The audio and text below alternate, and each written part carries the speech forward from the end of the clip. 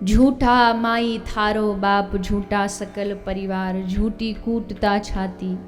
जो कहते हैं ना हम तुम्हारे बिना जी नहीं पाएंगे, हम तुम्हारे बिना मर जाएंगे, देखो तुम्हारे बिना कैसे आनंद से जाने के बाद खूब बढ़िया जीवन कटता है उनका, कोई फर्क नहीं पड़ता।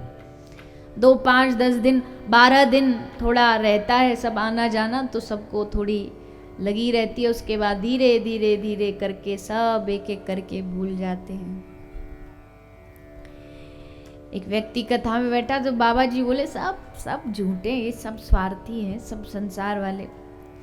एक खड़ा हुआ, ऐसे कैसे बाबा जी आपने कह दिया सब स्वार्थ, आप हमारे परिवार से मिले नहीं, कितना प्रेम करते हैं हमें, आपको पता नहीं है।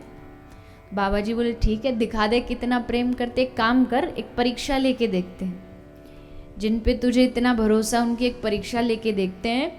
तो एक काम कर, बाबा जी ने उसे सांस रोकने की एक विद्या सिखा दी।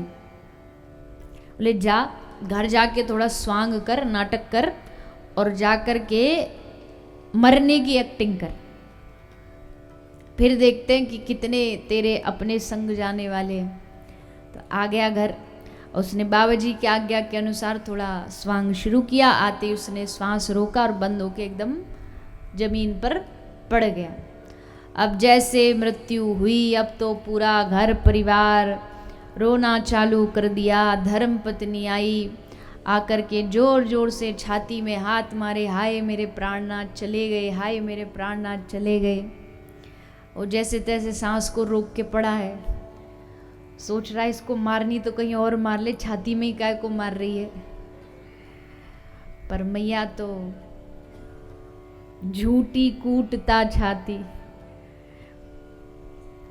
फिर बेटा जी हमारे तो पिताजी चले गए, अब क्या होगा, कौन हमें संभालेगा। पड़ोसी आगे रोना सुन के, अजी बड़े अच्छे आदमी थे, कितना बढ़िया स्वभाव था, अद्भुत व्यक्तित्व था। रिश्तेदार आ गए, बेटा सब पहुंच गए, सब रो रहे हैं, रोना चालू ही है, तभी बीच में बाबा जी की एंट्री हुई। अब बाबा जी का पाठ चालू हो गया, रोल चालू हो गया। बाबा जी बोले क्यों रो रहे हो? बोले महाराज क्या बताएं, आज दुखों का पहाड़ हम पे टूटा, हमारे घर का ये सदस्य चला गया। बाबा जी बोले तो कौन बड़ी बात है, हम जीवित करने की विद्या जानते हैं। एक हमारे पास कटोरा है, उस कटोरे में हम दूध भरेंगे, उसमें थोड़ा मंत्र बोलेंगे, और कोई भी व्यक्ति उस दूध के कटोरे को पी जाओ तो ये जिंदा हो जाएंगे। सब बोले लाओ हम पी देते, कौन सी बड़ी बात है, लाइए लाइए हमें दी। बेटा बोला हमें दे दीजिए दूध, हम पी लेंगे, पिताजी जीवित तो हो जाएंगे। बोले पूरी बात सुनो पहले, आधी अधूरी मत सुनो। दूध पी के पिताजी जो जिंदा हो जाएंगे, पर जो दूध पिएंगे उनकी टिकट कट जाएगी, उनका नंबर फिर लगे। अब बताओ कौन पिएगा?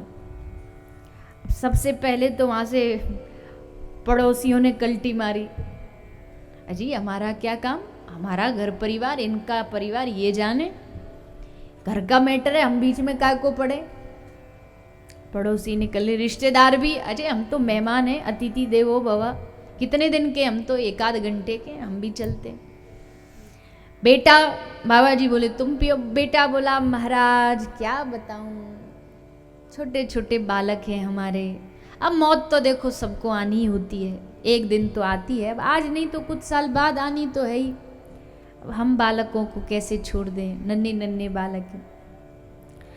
पत्नी को बोले अभी तू बड़ी हाय हाय कर रही थी, अब तू बता, तू पी ले। अरे महाराज आप तो जानते हैं घर में एक बड़े का होना जरूरी है, मैं नहीं रहूंगी तो सोचो बहू घर कैसे चलाएगी, एक बड़ी का मार्गदर्शन होना जरूरी, इसलिए महाराज।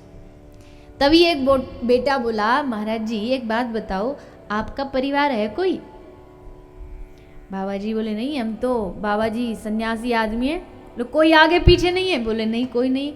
तो बाबा जी फिर क्या देर, फिर क्या दिक्कत है, आप कहोगे आपके लिए बढ़िया समाधि बनवा देंगे, आप कहोगे आपके नाम का एक आश्रम बनो, आप जो कहोगे हम वो, आप बस ये दूध पी लीजिए।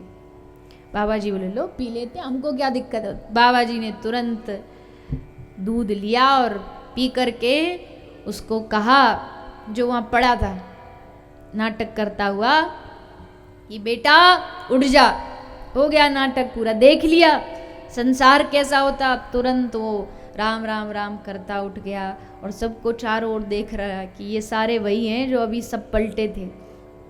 बाबा जी आज आपकी बात कतई समझ में आ गई कि सब कहने वाली बात होती है कि हम तुम्हारे बिना मर जाएंगे, हम ये कर लेंगे, हम वो कर लेंगे। अंततो गत्वा सबको अपना ही जीवन दिखाई देता है।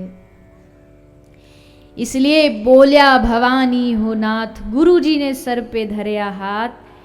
बस हो गया महात्मा जी का कि बाबा जी आज से तो हम आपके हो गए, अब जैसा हमको चलाना वैसा चलाइए।